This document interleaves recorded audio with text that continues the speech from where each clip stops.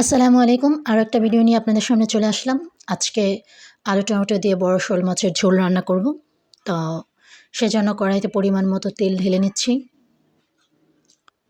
কড়াইতে তেলটা ঢালা হয়ে গেলে এবার পেঁয়াজ কুচিগুলো দিয়ে দিচ্ছি এবং এখন দিয়ে দেব কাঁচামরিচ কুচি এবং পরিমাণ মতো লবণ।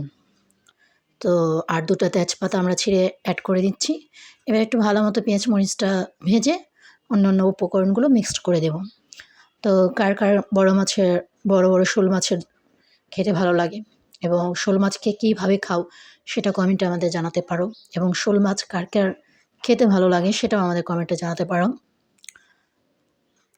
পেঁয়াজ মরিচগুলো একটু ভালো মতো ভেজে নেব। এখন আমরা দিয়ে দিচ্ছি আদা রসুন বাটা পরিমাণ মতো এবং তার সাথে দিয়ে দেব ১ চামচ জিরার গুঁড়া। মশলাটা এবার ভালো মতো মিশিয়ে নেব।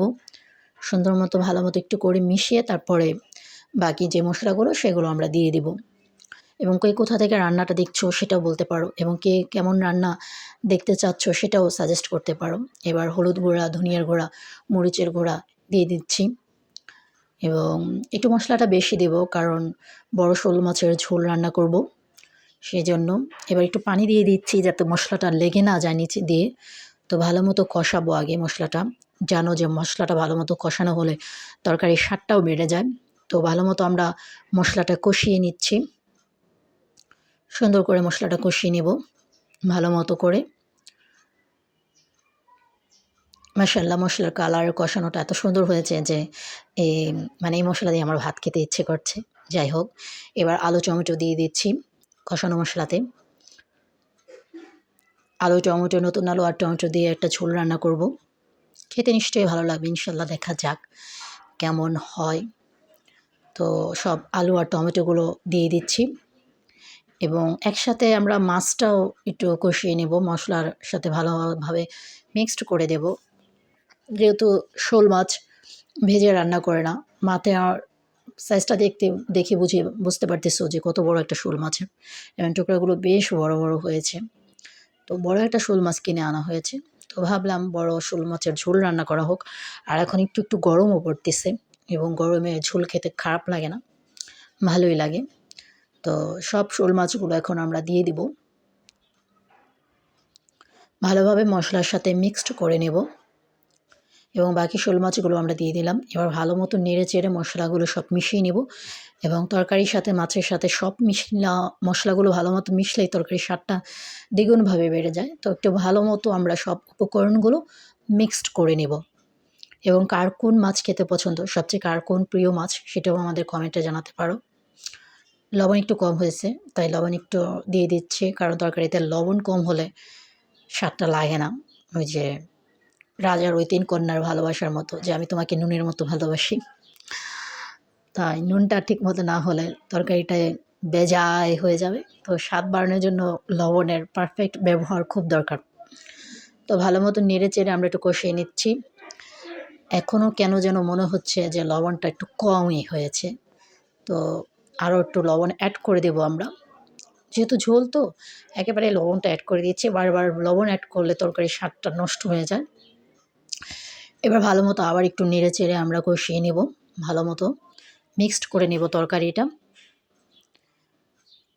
মনে হচ্ছে খুব স্বাদ হবে ইনশাল্লাহ, আল্লাহ ভরসা। তো যেটা বলছিলাম কে কোথা থেকে দেখছো সেটাও কমেন্টে জানাতে পারো আর প্লিজ কমেন্ট করো তোমরা, শুধু দেখে চলে যেও না, তাহলে উৎসাহ উদ্দীপনাটা আরও বেড়ে যায় এবং কে কেমন রান্না দেখতে চাও সেটাও সাজেস্ট করতে পারো। এবার একটু পরিমাণ মতো আমরা পানি দিয়ে দিচ্ছি, একটু বেশিই পানি দেবো কারণ যেহেতু বলছি ঝোল রান্না করব এবং গরম পড়ে গেছে। তো ঝোল রান্নার তরকারি খেতে ভালোই লাগে। তো পানিটা দিয়ে দিলাম। এখন একটু ঢেকে দেব। এবার তরকারি হতে যা সময় লাগে এবং কার সবচেয়ে পছন্দের মাছ কোনটা, আরেকটু পানি দিলাম, একটু কম মনে হলো কারণ তরকারিটা একটু জালও দিতে হবে, তখন পানির পরিমাণটা কমবে যেহেতু ঝোল রান্না করব। এবার একটু ভালো মতো আমরা ঢেকে দেব। কে কেমন মাছ খাও আর মাছ খেতে ভালো লাগে নাকি কেউ মাছ খাওই না সেটাও কমেন্টে আমাদের জানাতে পারো। বলক উঠে গেছে, ফোটানো শুরু হয়ে গেছে। এবার আর কিছুক্ষণ তরকারিটা জাল হবে, তারপর হয়ে যাবে ইনশাল্লাহ। তরকারিটা প্রায় হয়ে গেছে, কালারটা অনেক সুন্দর হয়েছে মাশাআল্লাহ। তো আজকে খাবো বড় বড় শোল মাছের ঝোল আলু টমেটো দিয়ে, সেই স্বাদ হবে। এবার একটু ধনিয়া পাতা অ্যাড করে দিলাম এবং কার কার ধনিয়া পাতা তরকারিতে খেতে ভালো লাগে, কারো ভালো নাও লাগে সেটাও আমাদের জানাতে পারো। আর তরকারির ভিতরে ধনিয়া পাতা অ্যাড করে দিলে তরকারির স্বাদটা অনেক বেশি বেড়ে যায়। তাই তরকারিতে ভালো মতো ধনিয়া পাতাগুলো অ্যাড করে দিলাম অনেক সুন্দর করে। আর বেশিক্ষণ লাগবে না, অল্প কিছুক্ষণ পরে আমাদের তরকারিটা তৈরি হয়ে যাবে। তো তোমরা দেখতে থাকো। আর আমার এই রান্নার যদি ভালো লাগে, আমার চ্যানেলের অন্যান্য ভিডিওগুলো আছে সেগুলো তোমরা দেখতে পারো। ওয়াও! মাশাআল্লাহ, দেখতেই পাচ্ছ বন্ধুরা তরকারির কালারটা হয়েছে সেই, এবং খেতে সেই স্বাদ হবে। তো ভালো থেকো, সুস্থ থেকো।